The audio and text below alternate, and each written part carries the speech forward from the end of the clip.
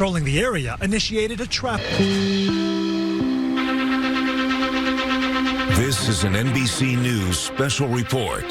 Here's Tom Yamas.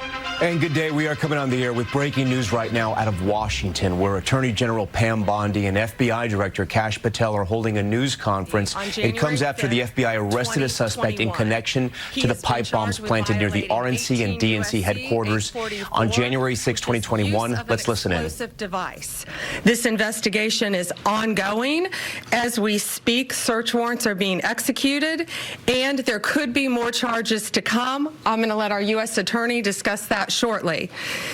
This was the work of multiple agencies working together. This morning's operation was carried out safely and successfully. We know that there are so many issues when you're issuing search warrants. Dangerous things can happen, and this was carried out safely and securely thanks to all of the people standing around me. They have worked tirelessly on this. Today's arrest happened because the Trump administration has made this case a priority. The total lack of movement on this case in our nation's capital undermined the public trust of our enforcement agencies. This cold case languished for 4 years until Director Patel and Deputy Director Bongino came to the FBI. The FBI, along with U.S. Attorney Pirro and all of our prosecutors, have worked tirelessly for months, sifting through evidence that had been sitting at the FBI with the Biden administration for 4 long years. Let me be clear, there was no new tip, there was no new witness, just good, diligent police work and prosecutorial work, working as a team along with ATF, Capitol Police, Metropolitan Police Department, and of course, the FBI. We are working every day to restore the public's trust. We hope that today is a significant step towards that progress. We'll share more information when we can and when it unfolds. I cannot stress enough how hard Director Patel and Deputy Director Bongino have worked for months to make our nation's capital safer and to make our country safer. I'd like to introduce now Director Patel. Thank you, General. When you attack American citizens, when you attack our institutions of legislation, when you attack our nation's capital, you attack the very being of our way of life. And this FBI and this Department of Justice stand here to tell you that we will always refute it and combat it. We will provide the safest country the nation has ever seen under President Trump's leadership here. And that's what we did here today with great resolve on a case of massive public importance, as it should be. An individual who is now alleged to have placed multiple explosive devices to blow up multiple people and multiple officials, innocent civilians, is now arrested thanks to the brave men and women of the FBI and the interagency. I want to take a moment to thank the Metropolitan Police Department, the United States Capitol Police, our brave prosecutors, the Department of Justice, and our leader, Attorney General Pam Bondi, and U.S. Attorney Jeanine Pirro, whose relentless work on this case made this possible. As the Attorney General said, we did not discover any new information. What we did, an investigation spearheaded by the Deputy Director and the ADIC of our Washington field office, brought in a new team of investigators and experts, re-examined every piece of evidence, sifted through all the data, something that the prior administration refused and failed to do.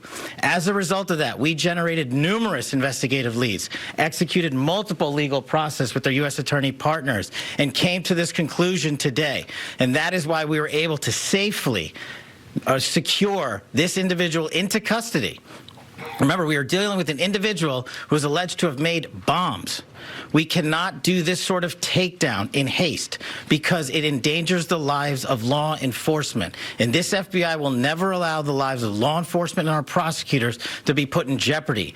This execution was flawless in terms of teamwork, resilience, and just a good old-fashioned way of police getting the job done. When you let good cops be cops, this is what happens.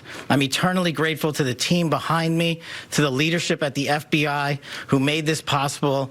But I do want to highlight, when I introduced the deputy, he made this case and so many others, including Summer Heat, his priority to come in here and solve it for the American people. And today, I'm proud to stand here before you and say, we solved it.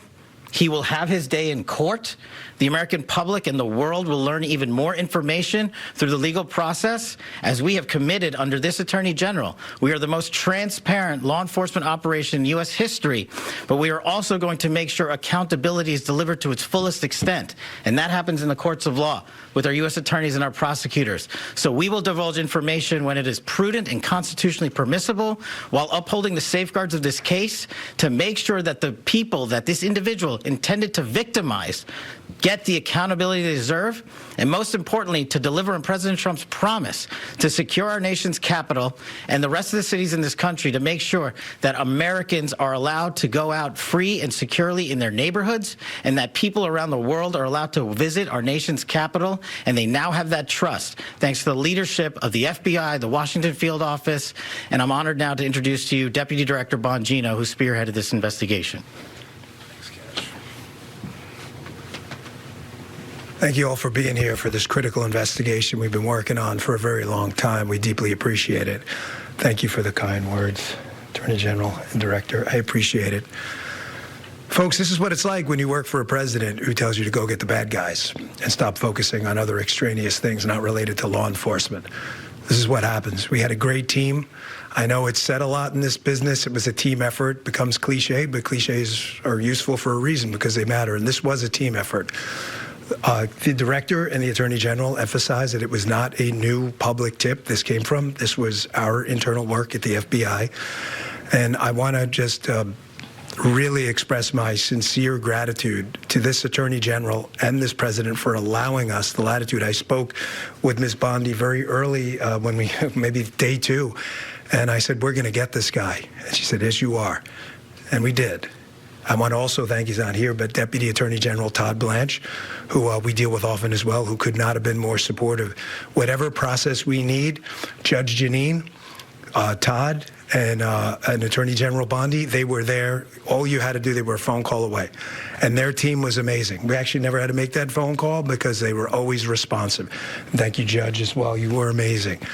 Folks, you're not going to walk into our capital city, put down 2 explosive devices, and walk off in the sunset. Not going to happen. We were going to track this person to the end of the earth. There was no way he was getting away.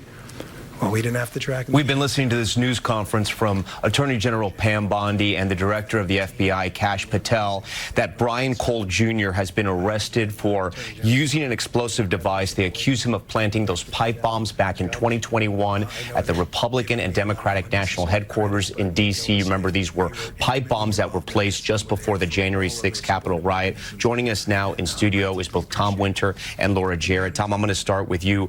They had released surveillance video that we've seen. They released surveillance photos as well of the pipe bombs, of the sneakers. Little by little over these years, they've sort of released some evidence, but it was a cold case for a very long time. Do we know what sort of broke here?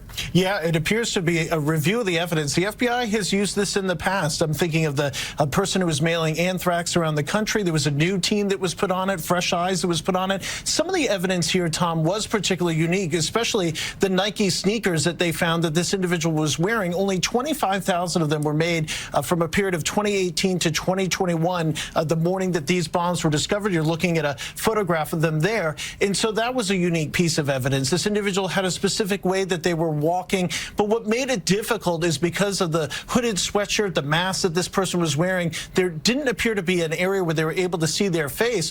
What was surprising to a lot of people that looked at this investigation is, given the fact that people travel around with phones on them all the time, the FBI has successfully used in the past past the ability to geolocate cell phones and try to determine where a person might be. And so that'll be a question as to, was that information helpful? Was that information not initially discovered or reviewed? So there'll be a lot of questions about the investigation based on what the Attorney General said. But the Attorney General did say there was no new tip and no new witness. This was just a review of the case file that ultimately led to the capture today. And Laura, we've been talking about this. There's a lot still we don't know how they caught this suspect, right? Because these court documents are still sealed. They're still under seal. We haven't seen them yet. Obviously, the Attorney General and the FBI director, they're giving a sort of an overview of being charged with making those threats. Anytime you're using the mail, you're using the telephone, you have a federal nexus. That's what sort of triggers the federal charges. But there are going to be, I'm sure, some details in those charging papers that kind of describe some more evidence that we probably hadn't yet seen. And Tom, our viewers may be listening to this and trying to remember this. It was a chaotic time, obviously, in our country. It was following the January 6th Capitol riot. This happened at was being reported, and then it sort of dropped off the radar a little bit with incremental sort of updates with surveillance videos or photos or, rewards up to $500,000. It's back on the radar now, and I'm sure in the days and hours ahead, we're going to learn more about this suspect, Brian Colt Jr. Well, and I think the thing that we want to learn the most is, what was the motivation here? Was this person involved in some of the protests or the efforts to protest the results of the 2020 election? This person have their own motives? Is this person more of an anarchist? Was this somebody who just wanted to sow discord on that day? Obviously, a lot of focus on that day and what was expected to be a protest, and then obviously the violence that we saw on January 6th. So there's going to be questions about that, and there's going to be questions about, was this an effort to divert law enforcement to be able to get them to respond if these devices went off? The pipe bombs were assembled. They did not go off, but they were viable?